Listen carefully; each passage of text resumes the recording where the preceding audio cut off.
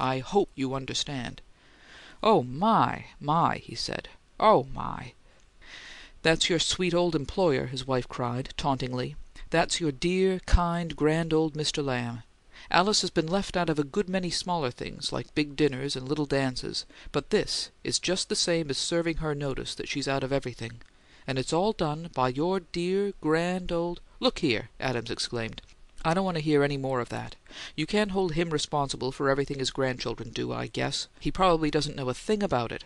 You don't suppose he's troubling his head over—" But she burst out at him passionately. "Suppose you trouble your head about it! You'd better, Virgil Adams. You'd better, unless you want to see your child just dry up into a miserable old maid. She's still young, and she has a chance for happiness, if she had a father that didn't bring a millstone to hang around her neck instead of what he ought to give her. You just wait till you die and God asks you what you had in your breast instead of a heart." "Oh, my," he groaned. "What's my heart got to do with it?" "Nothing. You haven't got one, or you'd give her what she needed. Am I asking anything you can't do? You know better. You know I'm not." At this he sat suddenly rigid, his troubled hands ceasing to rub his knees, and he looked at her fixedly. "Now tell me," he said slowly, "just what are you asking?" "You know," she sobbed. "You mean you've broken your word never to speak of that to me again?" "What do I care for my word?" she cried, and, sinking to the floor at his feet, she rocked herself back and forth there. "Do you suppose I'll let my word keep me from struggling for a little happiness for my children? It won't, I tell you, it won't! I'll struggle for that till I die. I will. Till I die. Till I die." He rubbed his head now instead of his knees, and, shaking all over, he got up and began with uncertain steps to pace the floor. "Hell! Hell! Hell!" he said. "I've got to go through that again." "Yes, you have," she sobbed. "Till I die. Yes, that's what you've been after, all the time I was getting well. Yes, I have, and I'll keep on till I die." "A fine wife for a man," he said. "Begging a man to be a dirty dog." "No, to be a man, and I'll keep on till I die." Adams again fell back upon his last solace. He walked, half staggering, up and down the room, swearing in a rhythmic repetition.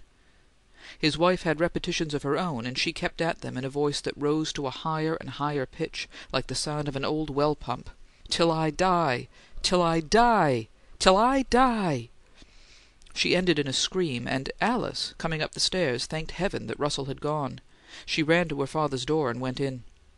Adams looked at her and gesticulated shakily at the convulsive figure on the floor. "Can you get her out of here?" Alice helped Mrs. Adams to her feet, and the stricken woman threw her arms passionately about her daughter. "Get her out," Adams said harshly, then cried, "Wait!" Alice, moving toward the door, halted and looked at him blankly over her mother's shoulder. "What is it, papa?" He stretched out his arm and pointed at her. She says you have a mean life, Alice." "No, papa." Mrs. Adams turned in her daughter's arms. "Do you hear her lie? Couldn't you be as brave as she is, Virgil?" "Are you lying, Alice?" he asked. "Do you have a mean time?" "No, papa." He came toward her. "Look at me," he said. "Things like this dance, now. Is that so hard to bear?" Alice tried to say "No, papa" again, but she couldn't. Suddenly, and in spite of herself, she began to cry.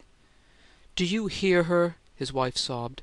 "Now do you—" He waved at them fiercely. "Get out of here," he said. "Both of you. Get out of here."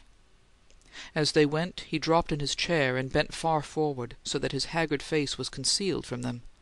Then, as Alice closed the door, he began to rub his knees again, muttering, "Oh, my! Oh, my, my!" End of chapter 13.